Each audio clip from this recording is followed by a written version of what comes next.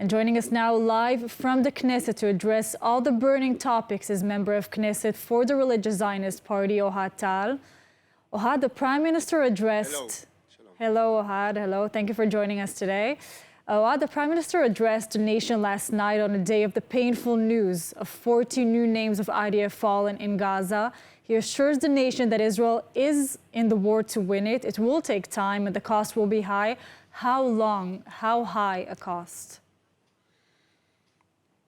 I mean, every day we're paying a very heavy price with the life of our best and of the best. But this is, of course, the cost of war. We knew that to begin with.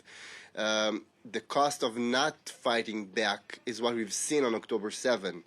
This is the price when we are not fighting back. This is the price when our enemy thinks that they can beat us, that they can overcome.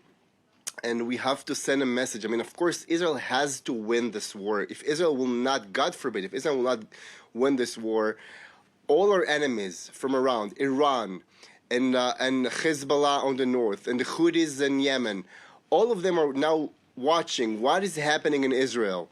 And Israel has to send a very clear message to the entire world. We are here, we are here to stay, and we will win this war.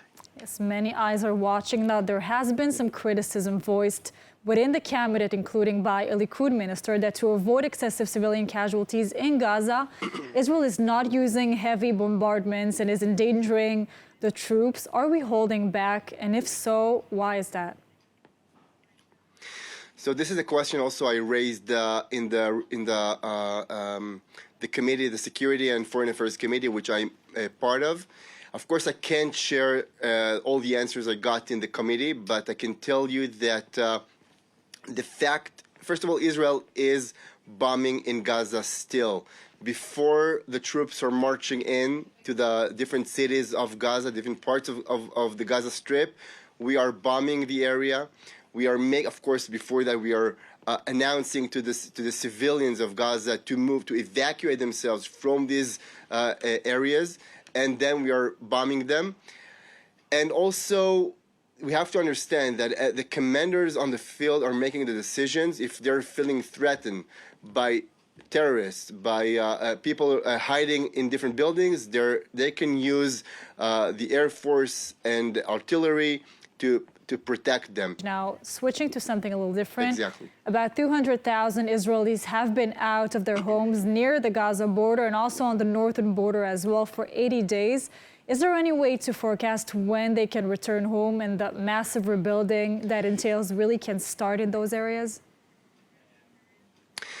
I can tell you that my family, my parents live in Sderot, and they are now not at their home for already more than 2.5 months. So I know how hard it is. People maybe think that living in a hotel in some place, it's a vacation and it's something nice, but I can tell you that living in a hotel for so long, it's not a vacation, not at all. And it's very hard. And of course, we understand, and we're also sending this message to the government and to the army that those people will not go back to their homes. If at the end of the day, they will open their window the morning after, and they will see Hamas fighters on the northern border, on the southern border, or they'll see Hezbollah soldiers on the northern border.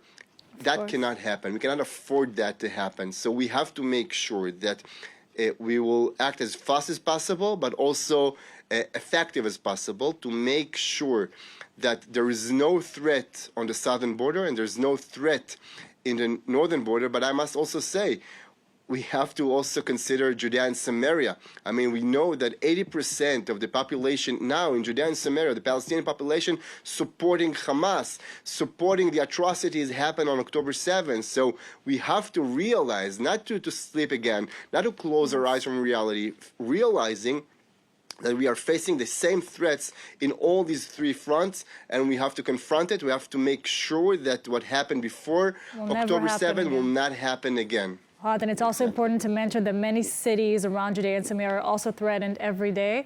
Now, really last question. The religious Zionism is always being widely criticized, for various issues. Now, many of the fallen soldiers are from this community. What more can you tell us about it?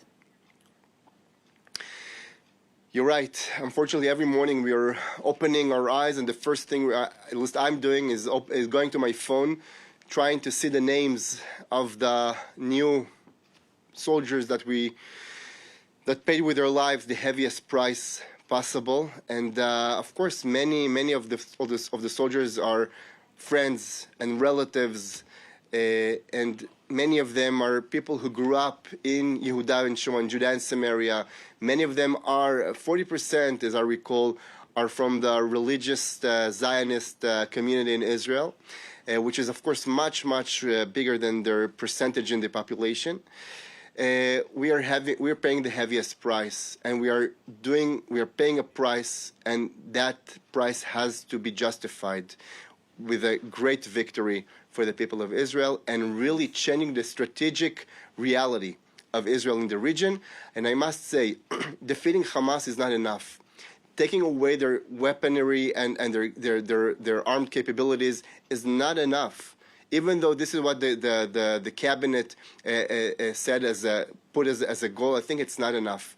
Because, and I told it also to the prime minister, I told him, sir, if we will say at the end of the war that we won, and they will go out from their tunnels and say that they won, we did nothing. We did nothing. We have to create a victory that they will say that they lost. And I think that can only come with a price with land. Definitely, Ohad. That's a really strong and important message to end with. Thank you so much for joining us today, and may their memory be a blessing. Thank you very much. Thank you very much.